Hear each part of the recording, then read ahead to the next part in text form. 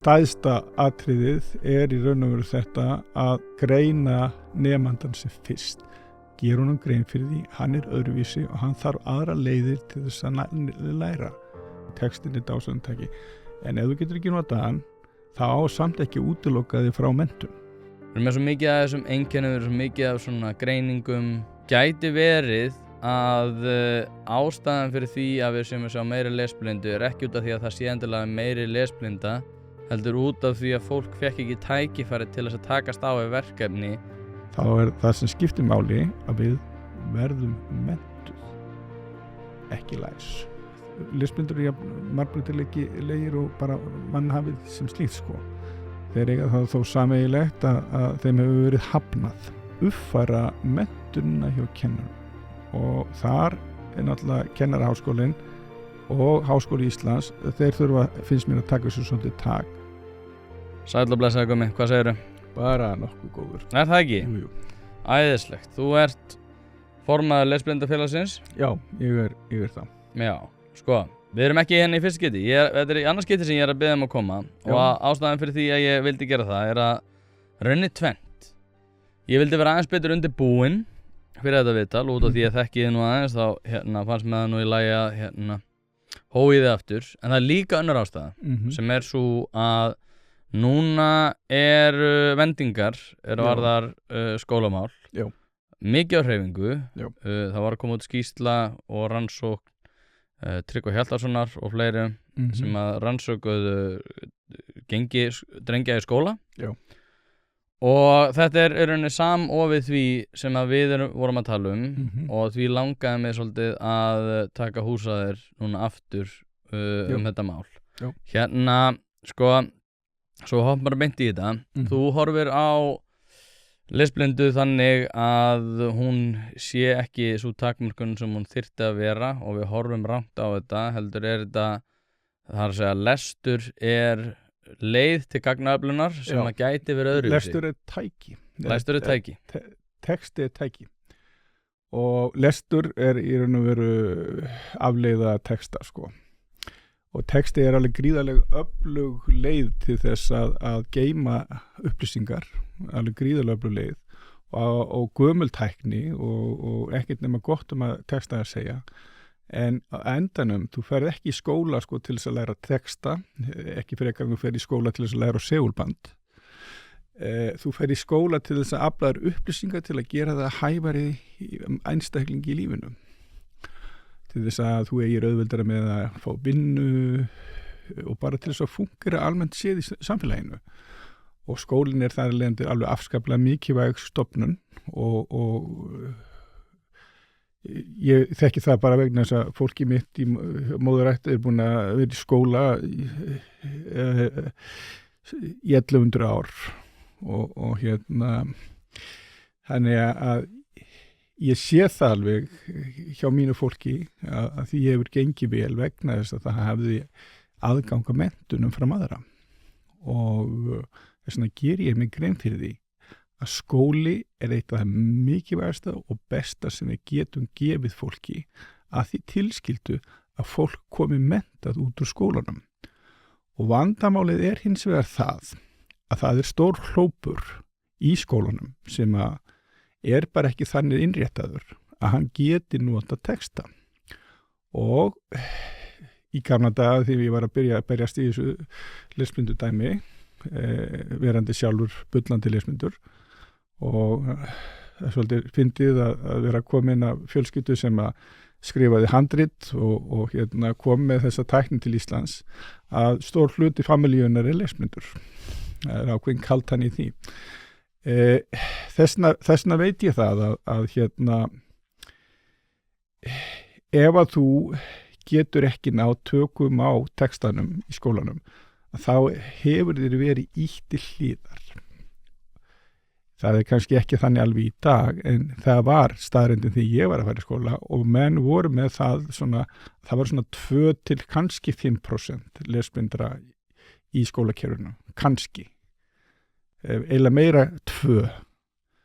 Og þessna eiginlega tók því ekki að vera sinna þessu. Það var fjallað lesblindu þegar ég var að byrja í þessu í einum áfanga í kennarháskólanum, það var fjallað lesmyndu og það var valáfangi. Ég myndi segja að til dæmis nemenda ófriður í bekk sé að sko, svona 80% búin til af nemendum, velgreindum lesmyndum nemendum sem hafa ekkert að gera í tíman. Þetta er einmitt það sem að var rætt í gær ég var að hlusta á þetta í gær fyrir þetta kom helgina. Þá var með Tryggvi með erindi sína rannsókn og við ætlum að með yfir ykkar rannsókn sem að þið gerðu líka lesblindu bara eftir smá. Þetta tengist allt.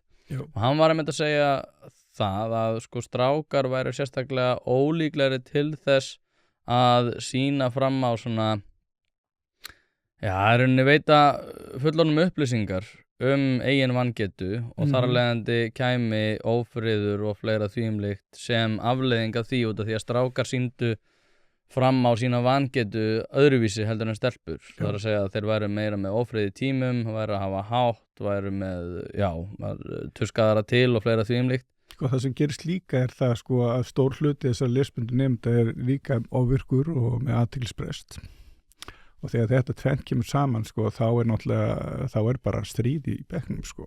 Menn þess að viðkomandi nemandi, hann finnur ekki neina þörf til þess að vera að sinna náminu vegna þess að hann bara hefur ekki til þess að sinna náminu. Fáið þið eitthvað af þessu hjá lesblindufélaginu svona upplýsingar þetta? Við náttúrulega bara höfum við að fara í skólana núna í 20 ár sko. Og við erum ágætlega upplýstir svona hvað að gerast og þetta er náttúrulega bara vandamál í mjög mörgum skólum og misvel tekið á því. Mér fannst til dæmis þegar ég setti mína stúlkur í Hjallastefnuskóla þegar ég var í Garðabæ og mér fannst Hjallastefnan til dæmis taka afskaplega vel á þessu og í þessu tilfelli þá var í raun og veru betra að vera með stráka og stelpur í sundur sko. Vegna þess að stelpurnar verða þögglar í skólanum sko þegar eru lesmyndar og svona inaktívar og bara svona falla inn í sjálfa sig svolítið. Ég þekki þetta en þess að ég á nú 3 lesmyndastúlkur eða í raun og veru 4. Þannig að þær verða svona inaktívar, verða að fara inn í sjálfa sig og svona inn í og í raun og veru hægt að taka þátt. Strákanir meira að fara í hitt þetta að finna sér eitthvað að gera frekar en að horfa út glugga sko. Og þá er bara, ég veit bara með sjálfa mig sko. Það var bara alls konar leikir í gangi í miðri kennslu. Það var maður hefur rætt við svona alls konar fólk sem hefur og svona setja þetta smá í samhengi menna þér hefur vegnað vel þú hefur stofnað fyrirtæki á Indlandi og þú hefur verið í alls konar hugbúnaðarrekstri og fleira þvíumlíkt þannig að þú hefur svona ná að komast yfir þröskuld og sem er frekar magnað samt við það er að svona, ég veit ekki þangað til nýlega eða eitthvað eða jafnvel ennþá þá vil lesblindur svolítið sagt að þeir séu heimskir og séu bara, skilurðu, bara til óþurftar á leiðinda út af því að þeir eru ekkert að fara að gera neitt gagn eða samfélagin neitt gagn og þurfa að reyna bara að einbeita sér að vera ekki fyrir út af því þeir get ekki farið þessa hefðbundu leiðir. Ég hef heilt margar svona mjög grallega sögur sko frá töluverum aðtánumönnum hérna heima sem að mann eftir einu sem að sagði mér sögu þegar hann var í Vestló og þá hafði kennarinn labbað út á glugga þar var verið að moka skurð við hliðina á Vestlóskólanum og viðkomandi kennari leyfði sér að segja við nemendan já, þarna er þín framtíð. Já. Ég var sendur í greindarpróf sko af því að ég gæti ekki lesið. Ég reyndar skoraði mjög hátt á því greindarprófi en það er svo önnur saga. Hvernig var það greindarpróf? Varstu ekki látin lesa þar? Nei, hún var kallað á Guðfinnu Eidal í bæinn sem ég bjóð þá, ég ætla ekki að nefna hann en og hún greindarprófaði mig og ég skoraði bara mjög ágætlega á því prófi og fór úr því að vera sko hálfviti yfir ofviti og ég hins vegar veit ekki hvort bara betra sko en þú séð sko lestur og greind í raun og veru sett rosalega mikið saman og ég held að ástæðan fyrir því sé sko að það svo mikil þekking og viska í bókum að það sem hefur ekki vald á tækninu, hann lítur bara hreinlega að vera heimskur sko. Þetta sé eitthvað svona tautológía ef köttur hefur 2 eyru og 4 lappir og rófu og hundur hefur 2 4 lappir, 2 eyru og rófu, sko, þá köttur hundur sko. Þetta eitthvað svona röksandi færsla. Það eitt hérna, mér langar að lesa eins og þið letu gera rannsókn á félagsvísindastofnun sem heitir Staða lesblindra barna og ungmenna á Íslandi, tengsl lesblindu og kvíða.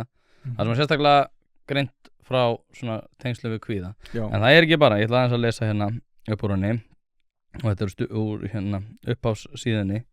Algengi lesblindu, einstaklings- og menningarbundnar birtingamyndir hennar sem á ótvíræð tengsl lesblindu og kvíða hafa verið staðfest með erlendur rannsóknum. Rannsókn þessi á samspil lestrarörðuleika, kvíðatengdra einkenna, sjálfsmats, sjálfsöryggis, námsáhuga og hegðunar í samræmi við niðurstöður alþjóðlega rannsókna. Þannig að þetta ekki bara sko kvíði og annað, heldur þetta sjálfsmat, sjálfsöryggi, námsáhugi og hegðun. Þannig að í rauninni kemur þetta inn og það ástæðan fyrir því að mér langaði að gera þetta aftur var þetta því að þessi rannsókn var að koma út stöðu drengja í skólakerfinu. Drengir eru líklegri til þess að vera með lesblindu sem að þýðir það að þeir eru stærri hópur sem að í svona þessu áhættu hóp og sko við náttúrulega eins og við komum kannski aðeins inn á eftir, ég hef svona ákveðnar efasemdir ýmisleg mál varðað þetta, en ég hins vegar sko, þetta svo stórt. Já, ég meina þegar þetta orðið sjálfsmat, sjálfsöryggi og hegðun. Að þetta ekki bara sko, ég meina þú sumum gekk rosalega illa í skóla og fengu 5 á öllum prófum og eru bara standa sig vel í dag. Þú veist, maður sér ekkert rosalega mikið mun, þetta var einhvern veginn svona eins og lögmál stóra talna, þetta einhvern veginn svona jafnast út eftir því sem árin verða fleiri. En þetta hefur samt sko, þú veist, þegar þetta komið á þetta stig, að þá þetta orðið samt miklu stærri þættir og miklu meira mótandi fyrir framtíðina. Það alveg þannig sko og vandamálið í svolítið það að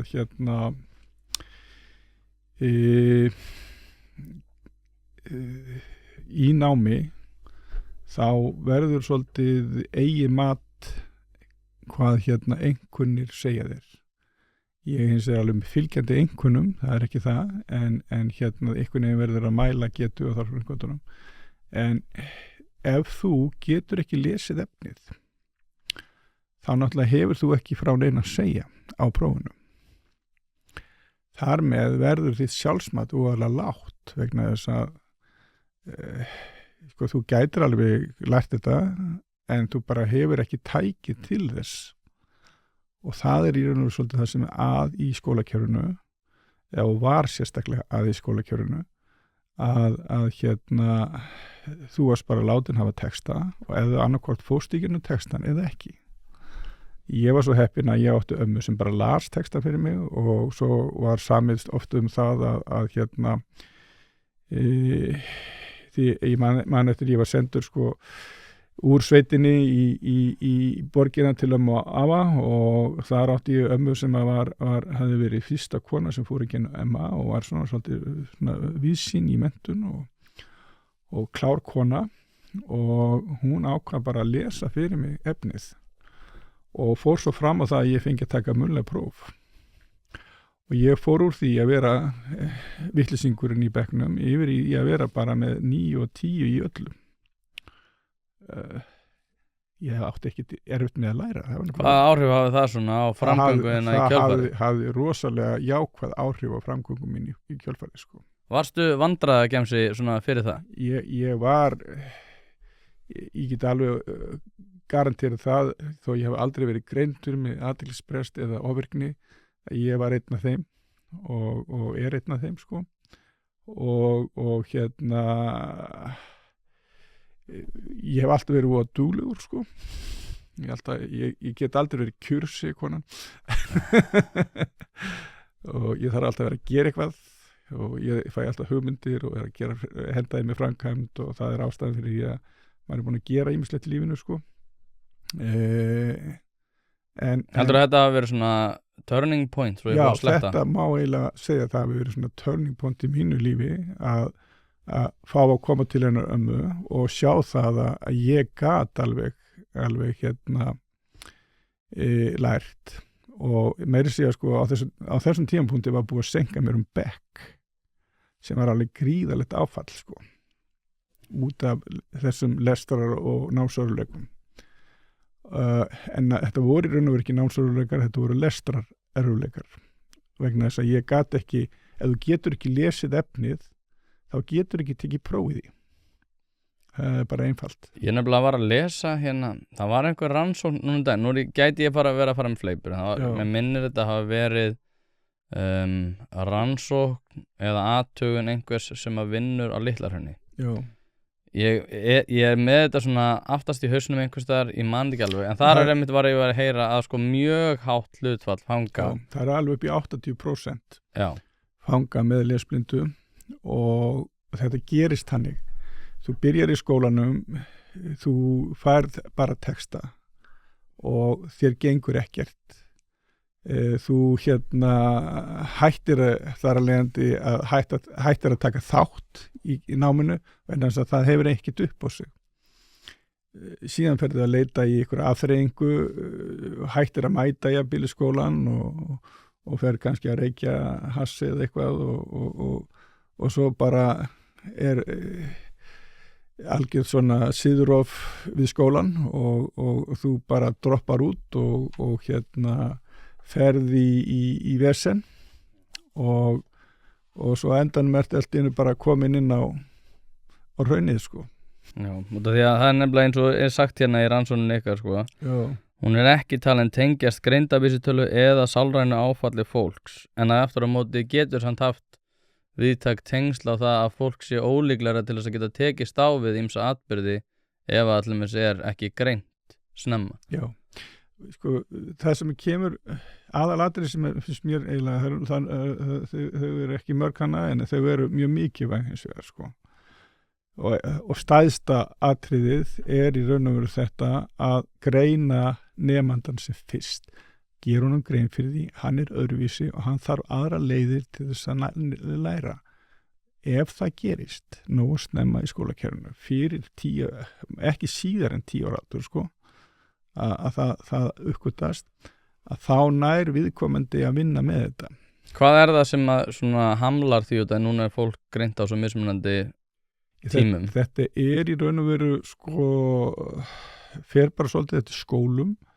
Það ákveðið svona búið að ég man það að ég var kallar inn í ráðuneyti til Þorgerðar Katrínar fyrir eitthvað 2016 gerir ég það fyrir, þetta var hana skamlíf, var þetta ekki þegar hún var? Nei, það var menntamálar á það. Já, löngu áður. Já, 2006 minnum mig. Já. Og hann stutt eftir að félagi var stofnað. Þegar hún var ennþá sjalli? Já, það var ennþá sjalli, já. Og þá spurðum sko, hún sagði mér það var einhver nákomin henni sem var í lesblindur og hún upplifði hans vandamál, dálítið sterkt og hann ætti í raun og veru mjög bátt og hún spara hvað það sem helst hægt að gera fyrir lesblinda og ég sagði bara hæl, það besta sem hægt að gera fyrir lesblinda að greina þá strax. Og þá sagði hann, já við ætlum að fara að greina á 15 ára og ég sagði, nei, það má alls ekki greina það svona seint sko. Og niðurstaðan eftir að ég á fundinu var embættismaður sem að tekti allt þetta og við lentum í svolítið svona debatti þetta og niðurstaðan þegar vildi ekki fara neðar en 10 ára sem að skýrslan segir að sé akkurat snúningspunkturinn. Það má ekki vera seinna en 10 ára.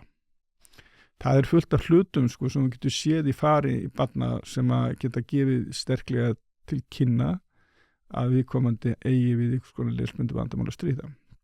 Og vandamálið svolítið við lesblinduna að þetta eru mörg vandamál sem að geta valdið lesblindu. Það til dæmis til syndrom sem heitir chemical dyslexia. út af einhverjum bæti efnaskorti þá getur ekki náðu lestri. Það til svo kvöldu þrívita lesmynda eða Davies lesmynda, þú skilnjar miklu sterkar allt í þrívit heldur en svona þessi venjulegu maður og þú verður í raun og veru að upplifa lestur sem þrívítar aðtöfn og mjög eftirsótt fólk til dæmis í arkitektur og verkfræði. Svo til svona gúmítassan lesblinda eins og ég með það að segja að sem sjónrænt vandi, mjög rannsakað dæmi, það að segja það eru tvær taugar sem greina annars vegar hreyfingu og svo hins vegar kyrmynd og lesturinn byggir á þess að þetta komi saman á réttum tíma, þannig að ef að taugaboð koma á mismunandi tíma inn til greiningar í heilanum að þá gerist það að það verður svona friksjón sem þýðir það að stafirnir eru á hreyfingu og ég hef oft sagt lýst minni lesmyndu þannig þegar ég þetta svona eins og við erum að lesa í bók í bíl á holóttum vegi, það gengur allt upp og niður eða til hliðar og ská og þú ert eltastafinn og þetta alveg opbóðslega erfitt að lesa svona vegna þess að þetta tekur svo mikið á, þú getur lesið en þú lest hægt og þú lest með miklum erfileikum og það bara tekur mjög verulega á að lesa. Ég get alveg lesið en það bara miklu auðveldara fyrir mig að hlusta. Það einmitt alveg áhugavert að þú sért einmitt svo við höldum áfram að þess að vera sammála áður en við verum ósammála.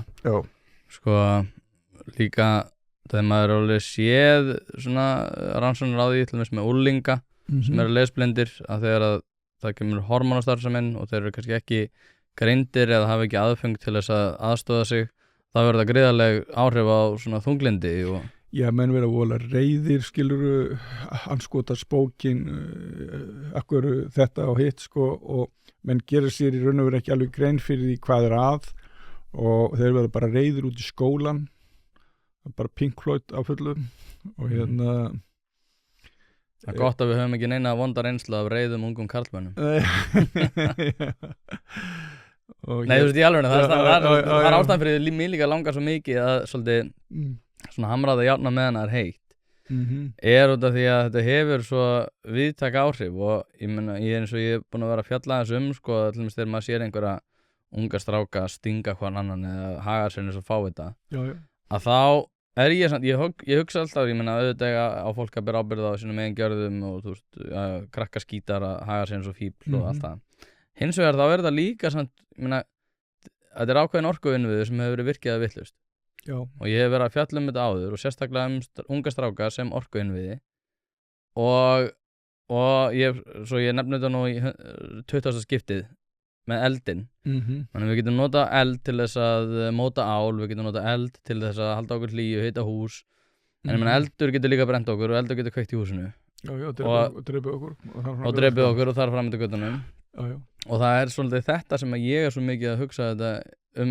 ástæðan fyrir því að ég að hugsa þetta þetta að ég held að við séum ekki að virkja innviðina eins vel og við mögulega gætum og það kannski líka eitthvað svona út af því að við verðmetum störf ekkert út frá því, ég meina, ég tel að bókmenntir og bókamenntun sé mjög góð og það mjög gott að við höfum hana og það mjög gott að sem flestir leggi kapp á hana út af því hún opnar fleiri byr. Þetta er dásanlegt tæki, textin er dásanlegt tæki en ef þú getur ekki notað hann þá á samt ekki útilokaði frá menntun. Nei og líka það er svolítið, skólakerfið dýrkar texta og hefur gert í árhundruðir vegna þess að þetta er svo flott tæki en það hefur þýtt það að stór hluti þeirra sem að getur ekki notað þetta tæki hefur svona verið alienated eða útskúfað og hefur ekki fengið að vera með og hefur í raun og veru þurft að sæta mjög hörðum kostun í kjölfarið skilur jafnvel fátækt og alls konar bara niðurlægingu gerum okkur þetta aðeins erfiðara því að eins og við erum búin að koma inn á í þessar rannsókn þá þetta lestur nám, athygli skipulag hefur áhrif á framistöðu í námi, fjölskyldutengsl, skömm, sjálfsmat, hegðun, glæpahneigð, sjálfseyðilegging, andleg vellíðan, félagsleg tengsl og hvöt og áhugi. Já. Og mér langar aðeins að sko stoppa við þetta hugtak hérna sem ég mun örugglega setja mynd af þessu hérna sem ég er að horfa á hérna. Hvöt og áhugi. Já. Nú hefur Hermundur Sigmundsson komið að verkefninu í hérna Vestmannaeyjum. Já. Og aðeins víðar. Það er mjög duglegur maður. Mjög duglegur maður. Já. Shout-out á hann út af því hann er alveg frábær. Hann hefur, aftur á móti, þetta er ekki hans orð sem ég er að fara að segja núna, þó svo ég ætla að tengja það við það sem hann hefur, það sem ég hef lært á honum. Já. Sem er að, og þetta er það sem að Tryggvi Hjaltason nefnir líka í sinni rannsókn, og það er að við þurfum að móta ungmenni eftir því að við séum að gefa þeim í rauninni verkefni við hæfi. Já. Það er að segja að Ég tekið undir allt það sko. Já, getur tekið undir allt það. Getur ekki tekið undir það sem hvað þessi punktur endar. En að við séum að veita verkefni við hæfi og séum að móta einstaklinga með mismunandi verkefnum sem að hæfir þeirra getu á þeim tímapunktu. Og eins og við vorum að koma inn á þann, menn eftir því sem fólk eldist, menna margir af þeim sem voru algjörir snillingar í grunnskóla þegar ég var ungur, menna ég var ekkert sérstaklega í grunnskóla, þeir eru ekkert að gera neitt frábæra hluti endilega í dag. Sumir að gera frábæra hluti, en sumir sem voru algjörir tossar og voru með gátur ekki lesið og allir heldur bara að vera hálfvitar, þeir eru að gera frábæra hluti. Þannig að sko að sjálfsögðu líður mann eins og þegar maður er í grunnskóla og líður mann eins og þetta sé skilurðu bara endurinn, bara upp á endurinn, sérstaklega maður er komin í menntaskóla, þá svona skilurðu hvaða píu þú ert með er svona síðasta pía sem maður er með og fyrsta ástin og allt það, þú veist, allt er einhvern veginn svona tilfinningalega móta. Jú, en við erum mjög tilfinningarík á þessum tíma og þar að leiðandi tökum við ákvarðinir tilfinningarlega miklu meira heldur en rational. Já, þetta er ástæðan fyrir því, ég meina, heyrðurðu hérna Píratar vilja setja hérna kosningaaldurinn niður í 16 ára. Gísli Rafn var að tala um það í hérna eldúrsdagsumræðum og ég var bara, guð minn góður, ég vil hækka það upp í 20 sko. Nei, ok, ég er að djóka en sko það er alltaf verið að tala um eitthvað að börn séu sem ekki snillingar, börn eru ekki snillingar, það horfir enginn tilbaka og segir, vá hvað ég var ógeðslega klár þegar ég var 18 ára. Nei, sko það er ísjulega til alveg mjög klár börn en við erum alltaf bara að ganga í gegnum mesta hormónabreytinga tímabil lífsins. Það er til klár börn, það er ekki til gáfu börn. Já, þú veist, kannski gáfu einhverja leiti en ekki lífsreynd. En ekki lífsreynd og hérna ég er bara að segja, börn verða bara að fá að vera börn. Hvernig væri það? Á ekki að leggja það á þau að þau þurfa að fara að breyta og taka ábyrgð á þjóðfélaginu fyrir en þau eru bara orðin svolítið eldri, finnst mér sko. Nei, ég þannig saman. En ég ætla að klára hana punkt sem ég fóru alveg út á sporinu með. Já. Hérna, sko, já, verkefni við hæfi. Verkefni sem að hæfir getu hvers einstaklings sem er miklu líklegri til þess að hann geti þá stíð upp. Þetta er það sem Hermundur talar um hérna, að vekja svolítið áhuga hvötinu. Ég er að velta fyrir mér. Allt rétt hjá honum. Allt rétt, en ég er að velta fyrir mér. Sko, við erum með svo mikið af þessum einkennum, við erum svo mikið af svona greiningum, allar þessar hluti. Gæti verið að ástæðan fyrir því að við séum að sjá meiri lesblindu er ekki út af því að það sé endilega meiri lesblinda, heldur út af því að fólk fekk ekki tækifæri til þess að takast á við verkefni og lesblindan sé í sjálfu sér ekki kvillin heldur það að þau hafi ekki fengið verkefni með hæfi á þeim tímapunktur sem þau voru og þar alveg heldur námið áfram en þau ná aldrei að ná upp út af því að þau ná aldrei upp í stigann. Í einhverjum tilfellum þá er það eflaust rétt sko. Ég ætla ekki hérna að neitt loka á það en ég hef komið inn í skóla til dæmis á Suðurlandi þar sem 80% barna er lesblind. 80%. En þá myndi ég að spyrja sko, er þá ekki eitthvað að kerfinu frekar heldur en það sé 80% lesblind? Þetta er bara lítill sveitaskóli á ákveðnu svæði á Suðurlandi og ég held bara að sko, lesblindu fólki var eftir og lesblindu er arfgeng. Þannig að þetta sé lýsir og nú er bara demografínu miklu meira heldur en sko beilinnis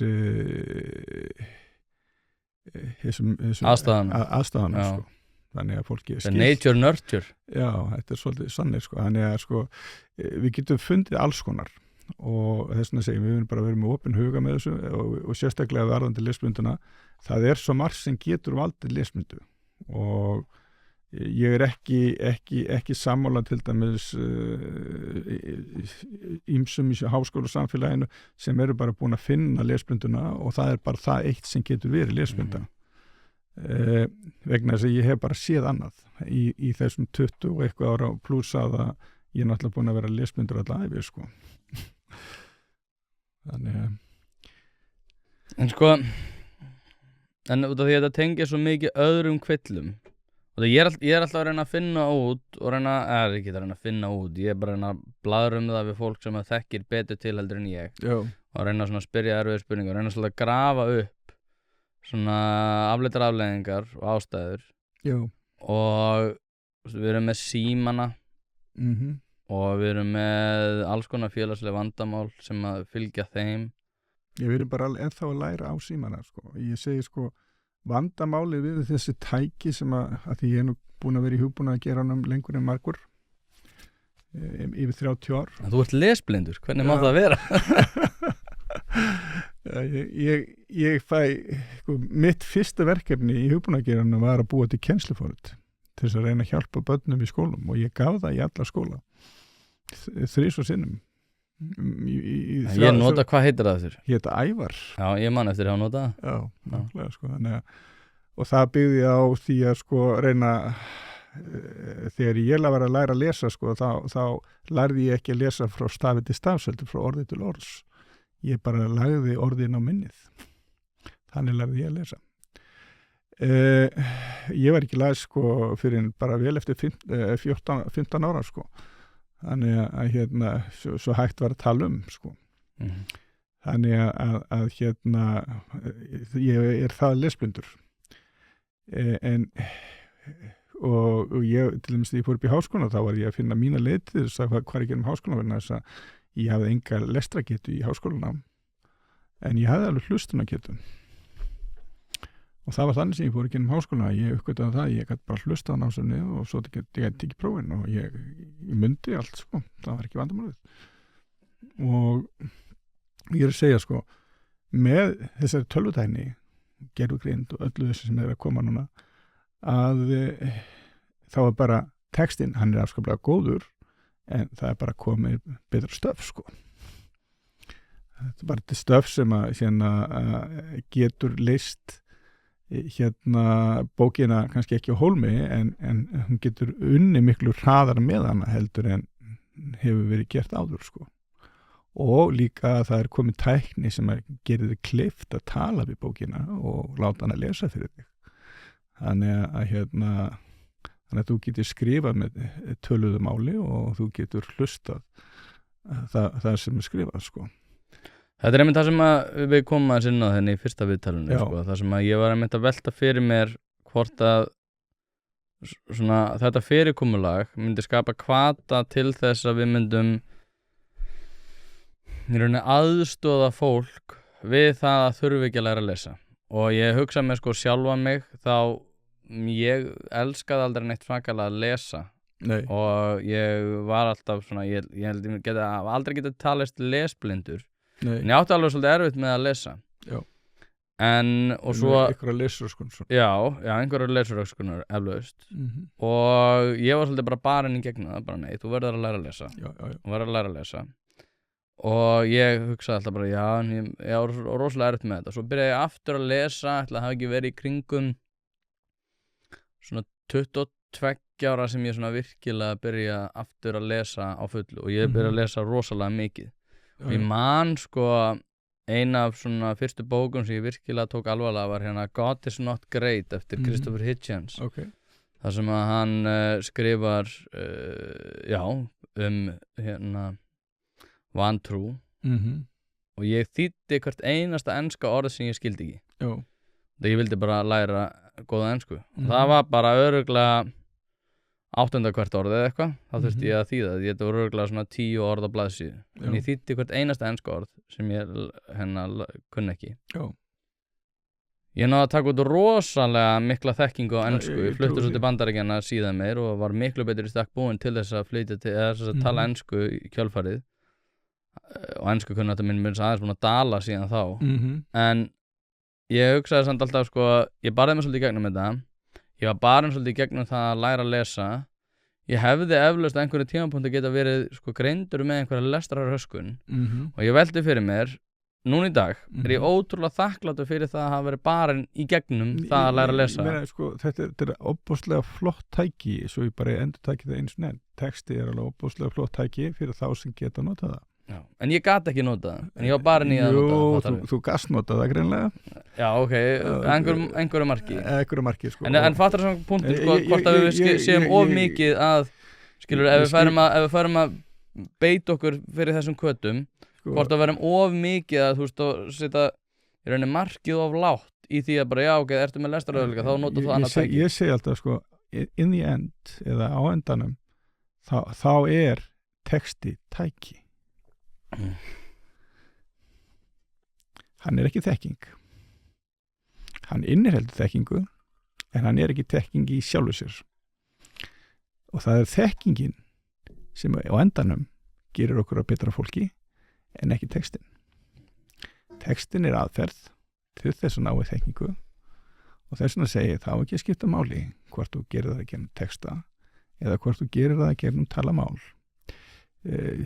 Sem dæmi, ef við förum bara aftur í Íslandssöguna, áður við tókum stökkið inn í riðlistina, hvernig héldum við þekkingunni lifandi þá?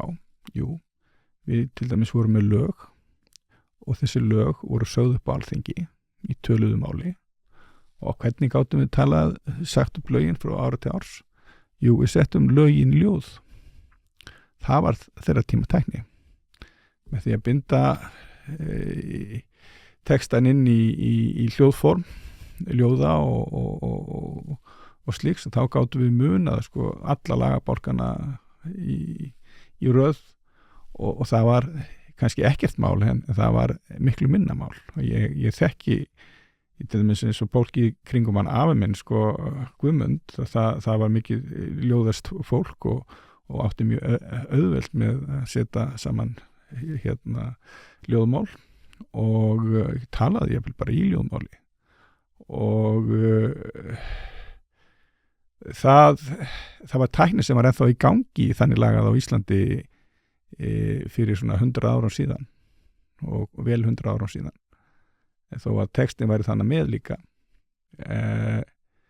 þannig að sko ég er að segja fögnum bara tækninni og reynum að nota hana þessi gamla tækni við ætlum ekki að leggja hana niður en hún er samt ekki nafli alheimsins hún hefur þennan sama tilgang og all hinn tæknin vídeóið, útvarpið alls konar bíómyndir tölvuforrit og svo vætar skilur þetta hefur allt þá sömu eigind að ætla að flytja þekkingu frá einu manni til annars eins og textin gerir frá einu tímabili til annars eins og textin hefur gert og geyma þekkingu til framtíðar þannig að sko og endanum þá er það sem skiptir máli að við verðum mentuð ekki læs. Já, ég skil hvað að meina sko. Ég bara velti fyrir mig, ég er alltaf með úlingana sem ég er að þjálfa. Ég held að segja, lesið Orwell. Já, akkur segir ekki bara hlustið Orwell. Já, ég segi það er enda sko. Ef þið geta lesið, bara endilega lesið Orwell. Það er til frábær hljóðbók á YouTube sem er endar ekki fyrsta hljóðbókin sem að kemur. Ég veit ekki, ég man og ég þarf að setja bara í hlekk bestu útgáfuna af George Orwell 1984 hljóðbókina sem er á YouTube en það eru líka til hræðilegar útgáfur af 1984. Ég meina, það eru til illa skrifaðar bækur, það er til vel skrifaðar bækur. Já, 1984 er ekki eina af þeim sem er illa skrifuð. Orwell er náttúrulega meistari. Já, hann er meistari. En ég tek undir það með þér. En ég er bara að segja, það á ekki að skipta máli hvort þú heyrðir Orwell eða lest hann. Sko, ég nefnilega, ég veit ekki, þetta kann alltaf vera rétt hjá þér og ég sé bara fastur í fortíð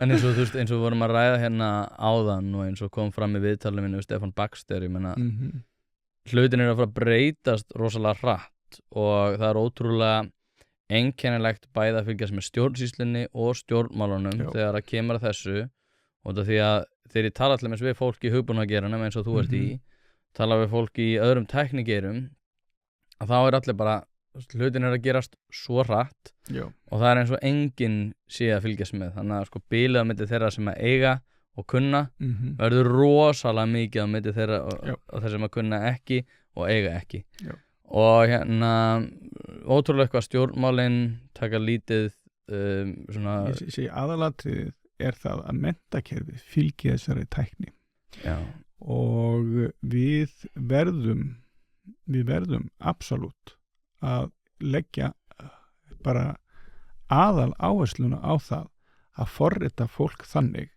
að það geti tekið þátt í þjóðfélaginu. Já, ég er hjartalega sammálaður þar. En sko, ástæðan fyrir ég... Ef að menntakerfi gerir ekki það að hjálpa mönnum að vinna með þessa tæknibyltingu og ef við endurmentum ekki menntakerfið til þess að taka við tækni og heldum bara áfram að segja lestu oftar og lestu hraðar sko eins og er svolítið gert í hérna skólakerfinu í dag til dæmis ég skil ekki þessi hraðapróf. Nei, ég skil það endar ekki heldur. Og hérna til hvers að geta þetta og getur ekki meðtekið. Ég veit þess að Snævarvinur minn hérna sem hefur verið að fara í skóla heimsóknir og við hefum félagsleysmyndra hann oft segir við kennarann sko sjáðu hann að punkt hana uppi og hann er þá starri en kennari viðkomandi kennari og hann kemur og ítir á hann punktinn og segir nú ætla þú að íta á punktinn og kennarinn hann fyrir að tegja sig og hann næri ekkert í punktinn og hérna ég bara ekki nóg stóð til þetta þú verður bara að æfa þess að þú verður bara að æfa þig þú verður að æfa þig að vera stærri maður kenna þeim að hoppa nei, ég er að en ég sjálf sér sko ef viðkomandi kennari myndi hafa tekið hjálpatæki sem að vera bara að trappa þá gæti hún nýta og það ég er að segja það er sama við þurfum bara stundum öðru síst tæki til þess að yfirvinna vandamálið og ef við getum ekki lesið textan þá getum við hlustað á hann og við getum unnið með öðrum hætti ég er ekki að segja að textin verður úreltur og ég er ekki að seima texta skilur því að þetta er dásann tæki en ég er bara að segja það er þannig hópur sem að er búið að mæla í þessari rannsókn sem þú ert með hérna fyrir fram að þig sko það eru 21% framhaldsskólanema sem eru í vandamálum með það að vinna með þetta textaform eru greindir með vandamál við það og ástæðan fyrir því nefnilega sko svo ég aftur kom inn á það menna við erum að tala lestrar örfleikar og þá er ekki talið með fólki sem droppaði út úr grunnskóla inn á vinnumarkaðin eða inn í fangilsin og líka eins og stendur hérna ég menna það er hægt með mér sýnist þetta að vera aðkvarsgreining hérna á þessu það sem mitt má rekja þetta til óæskilega hegðunar síðan mér sem að mér finnst mér alpunkturinn eða náttúrulega auðvitað vill maður virkja einstaklinga en maður vill heldur ekki að þessir orkuvinni við verið slæmir en ástæðan fyrir ég tala svona ég er pínu íhaldsamur og það er líka, ég skal alveg viðurkenna það er ekkert bundið við rannsókn, ég er bara að tala fyrir sjálfa mig að hafa verið barinn í gegnum það að læra að lesa og ég er mjög þakkláttur fyrir það og ég hefði ekki viljað hafa öðruvísi en ég velti fyrir mér sko og þegar þú talar þetta sem tæki og tól ég meina þegar ég er að hlusta og eins og segi, ég er að tala fyrir mig persónulega þegar ég er að hlusta og svona jú það virkjast ákveðna hugmyndir en þegar ég les að þá finnst mér eins og ég sé að virkja einhverjar orkustóðir sem að sko gera mér kleift að sækja aftur í aðrar upplýsingar sem hafa ekkert með bókin að gera heldur hafa með víðtæka reynslu og þetta er það sem að Neil deGrasse Tyson sagði nú einhvern tímann hann sagði þegar þú byrjar að sko hugsa aðrar bækur og menn að lesa aðra bók að þá ertu komin á þann punkt sem þú vilt vera og það er svolítið þetta sem ég finnst vera með lestur að ég svolítið erfitt með að einhvern veginn afskrifa en svona en að hafa það í huga bara að já þetta er bara eitt tæki af mörgum mér finnst einhvern veginn sko ritað mál vera meira en það. Kannski það bara íhaldsemin í mér, sko. Sko, þetta er alveg skiljanlegt, skilur heimskulegt. Nei, þetta er alveg skiljanlegt, skilur ég átti ömmu sem átti bókasafn, sko, heilt herbeggi sem var sko, bækur frá gólfu upp í loft og hún gat lesi 800 síðna skáldsögu á einni nóttu, skilur innan með sólarhring, þá gátum við verið búin að sko renna í gegnum 800 síður þéttprentaðar í smáu letri og bara á nokkura vandkvæða. Hún var svo fljót að lesa og maður nánast bara tók myndir af þessu, sko, og þvílík lestarmaskína og enda alveg var alveg gríðalegu násmál þegar hún var á sínum yngri ára, sko, vegna þessara getu sinnar. Ég hins vegar er ekki þarna, en skólakerfið á miða því að koma mönnum út í lífið sem betri persónum, en það á ekki að miðast við það að útiloka ákveðin hóp innan kerfisins og gera það jafnvel bara illmennum miðað við þessar fangelsissögur, sko.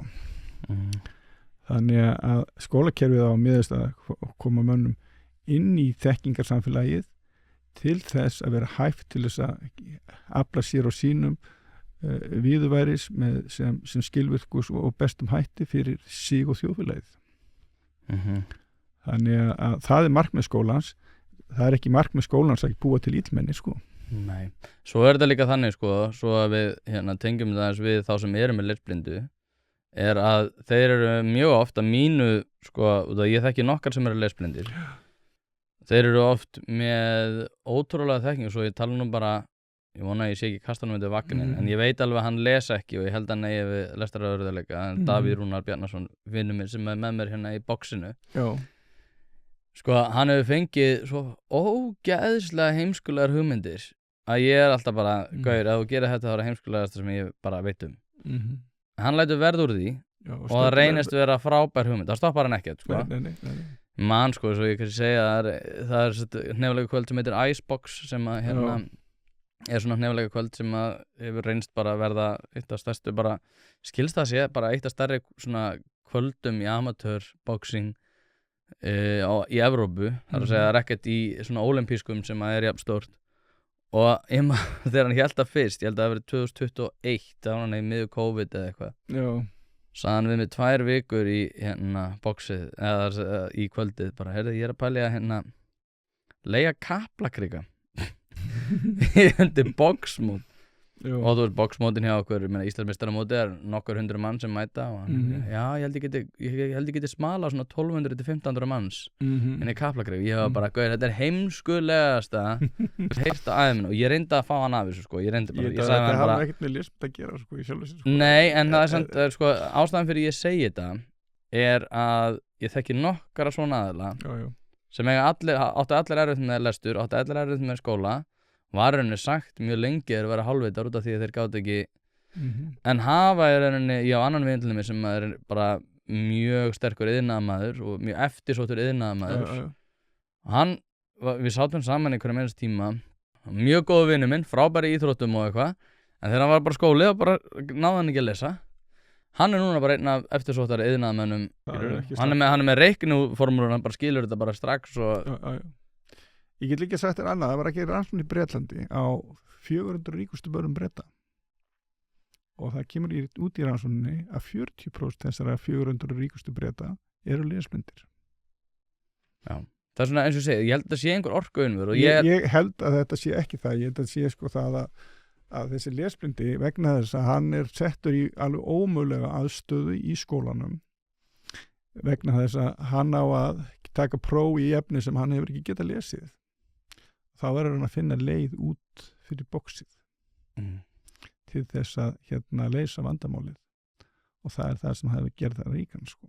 Förum aðeins í heimspekilegri pælingar og það er, sko, svo ég negli nú aðeins punktir sem ég var að fara yfir áðan, sko, þá var ég með fyrir fram með aðra tölfræðar að þekking mín reynist vel í vinnunni, ég á vini og félag, mér líður vel í vinnunni, ég stend mig vel í vinnunni, ég tel mig geta skipt starfi ég vil, mér líður vel innan samstarfsfólk mitt og þetta er störf eftir í hvenær fólk var greint með lesblindu eða hvort það væri ekki með lesblindu. Það tölur eru rosalega keimlíkar. Aftur á móti eru náttúrulega þeir sem eru greindir fyrir, þeir koma aðeins betur út, þannig eins og neglum líka punktin með að þannig að það er betra að vera greindur fyrir. En förum aðeins í hérna dýpri hugsunar þetta. Sko ég er einhvern veginn á því að við séum eins og við erum út af því einhver þarf á því að halda. Og stundum gerum við okkur ekki grein fyrir því hvernig við getum nýtt orkuna sem viðkomandi einstaklingur hefur upp á að bjóða og þar af leiðandi eins og skólakerfið þetta gerir í dag, þröngum við fólki inn í ákveðin ramma og þetta er einmitt það sem Hermundur er líka búin að vera að færa rauk fyrir, bara við þurfum að veita fólki verkefni eftir hæfi og þá er það að fara að blómstra. Og ég meina eineltistölur koma betri út, pólverjar eru líklegri til þess að vera jafnvel í sko meðal hæstu nemenda, fólk sem er ekki með móðumáli heima hjá sér, hérna íslensku sem móðumál heima hjá sér. Og ég hugsaði þetta sko með lesblindu og fleira því líkt. Ég held að við séum oft bara kannski ekki að hugsa nægilega vítt það hvaða hæfileika fólk hefur upp á að bjóða.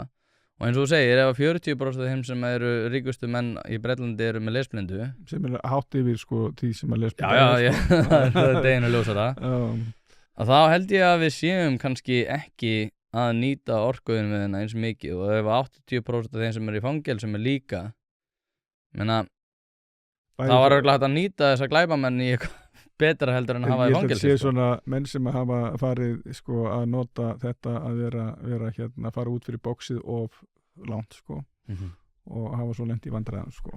En er þetta ekki einhver millivöður hana? Sko, hver er svona þín? Þú hefur verið að díla við þetta núna í marga áratíði.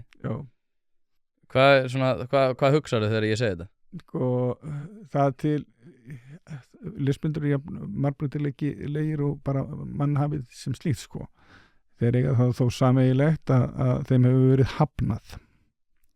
Það er að segja, flesti lesblindir komu út úr skólakerfinu eða komu út úr skólakerfinu þetta er svolítið að breyta skilur því að skólakerfi hefur verið að taka sig á og er að standa sig mjög mikið betur núna heldur en þið gerðu en mjög fólk á mínum aldri og aðeins yngra það er svona frá 40 eða 30 sko það kemur svolítið út úr skólakerfinu eins og því hafi verið hafnað í skólakerfinu og það er voðalega sárt og reitt yfir því, ég man til dæmis að það var kona hérna í stjórn hjá okkur hérna í félagi lesblinda sem að hélt í fram sko að ríkið skuldaði henni líf vegna þess að hún hefði ekki fengið þá mennti sem hún átt að fá og þar leiðandi hefði hún ekki orðið það sem hún varð eða hefði vilja verða og það er margir og lesblindir sko margir eru þar sko að þeir hefðu átt að fá annars konar menntun og þeir hefðu gjarnan vilja fara aðra leiðir í lífinu heldur en fóru og voru neyddir til að fara sem er afskaplega sorglegt vegna þess að þetta er margt mjög eins og þú sér sko hæfileika ríkt og hérna flott fólk og hefði í raun og veru verðskuldað að fá menntun en fekk ekki menntunina vegna þess að hún var bara í boði með texta og þess vegna segi ég texti er tæki og við megum ekki sko mismuna fólki hvort að kann á bíl eða ætlar að taka strætó skilurðu ef þú tekur strætó þá kemst alveg sem leið það tekur kannski hans lengri tíma en hérna heimilisbílinn sko þannig að það á ekki að mismunna mönnum á grundvelli tækni það er bara rugl það er bara algjört rugl og þess vegna hef ég verið að predika í 20 ár og ég er ennþá að predika að við eigum ekki að mismunna fólki á grundvelli tækni og það er bara til fullt af annari tækni sem að getur alveg verið stakvæmt fyrir en texta og við getum ekki tekið text en þess að texti er bara tækni bókin er tækni að hérna til þess að hérna halda því niðri og hérna gera kölla því sko og sýna þeim hversu vitlausar það vegna þess að það getur ekki unni með þessa tækni.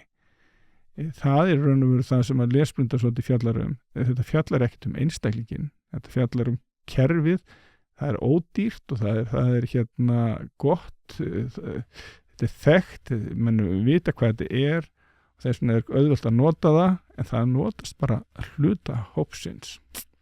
Meiri hlutanum reyndar, en minni hlutin, þessi 20% sem með lesblindu, þau bara fá ekki vera með fyrir bræðir sko. Og allt þetta greinda, flotta fólk sem með lesblindu og eins og þessar tölur með þessa 400 ríkustu með Breta sína sko, þetta ekkert verra fólk heldur en hitt fólkið og alls ekki svo síður síðan sko. Þannig að ég segi bara höfum opinn huga, það hægt að mennta menn á fleirin einn máta, en við eigum að mennta menn og við eigum að halda því áfram og við eigum að mennta sem flesta til þess að þjóðfélagið okkar verði sem best. Við eigum ekki henda fólki bara vegna þess að það getur ekki keyrt bíl til dæmis eða ykkur kann ekki á klukku eða skilur þetta bara fárlegt sko að fara að sortera fólk eftir ykkur tækjum sem það á eða á ekki sko.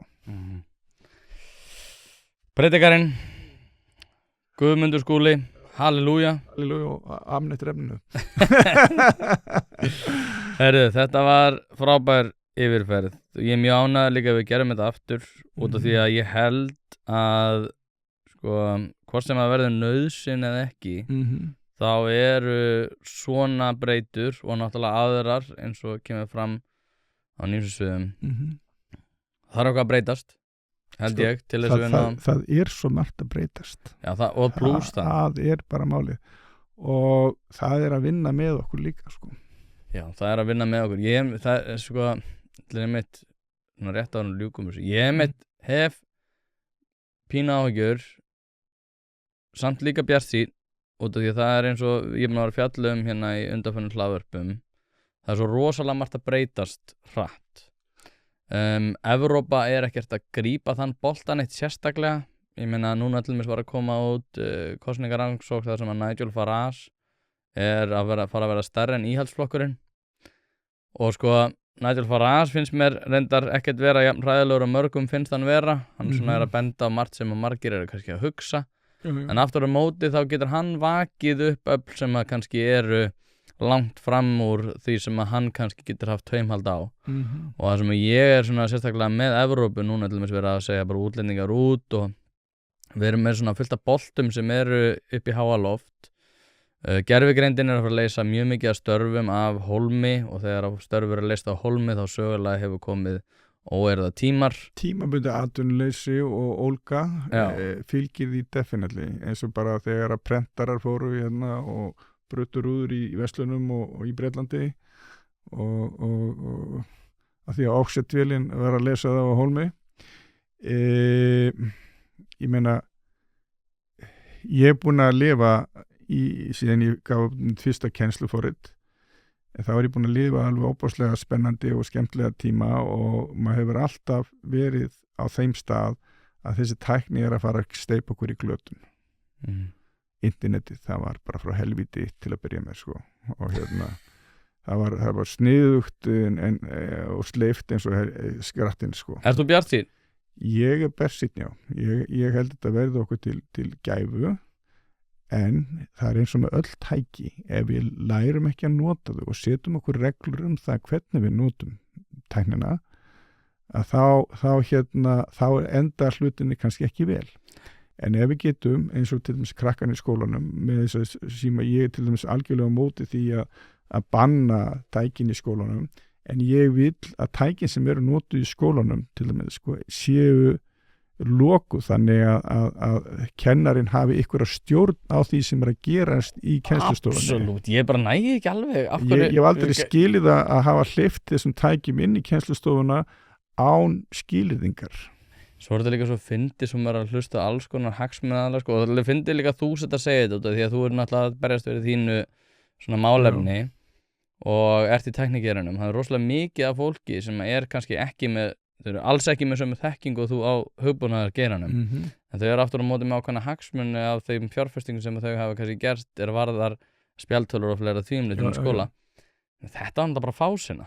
Svo eru þau bara eitthvað, þau þurfa að læra að nota eitthvað. Þau læra ekkert á Maps með því að hafa þetta svona opna spjaldtölu fyrir 6 ára krakka. Hvað kjafta er þetta? Það var eitthvað að kaupa, ég stundum að sjá Kópavógsbær keypti þarna Makkan sem er bara mjög flott halva, skilur út af fyrir sig og ég ætla ekkert að setja út á hana.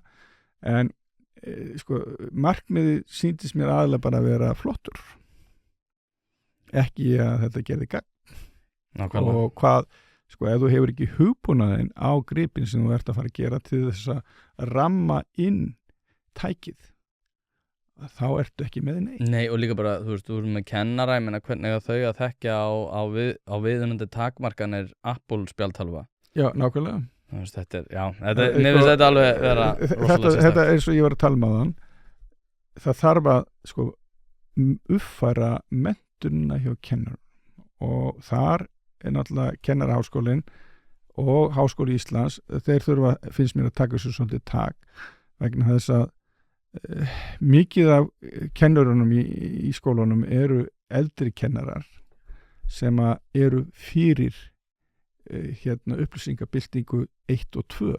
Já, ég veit líka bara að þeir sem eru í aðstu stöðum hjá kennarasambandinu eru með mjög mikið tangarhald á því hvaða breytingar geta verið gerðar og hvaða breytingar verða ekki gerðar. Ég sko, á tímabili fannst mér svolítið kjarasamninga kennara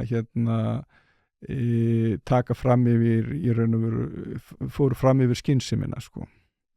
Það er að segja, þeir voru ekki aðlaganlegir að því umhverfið sem var að skapast.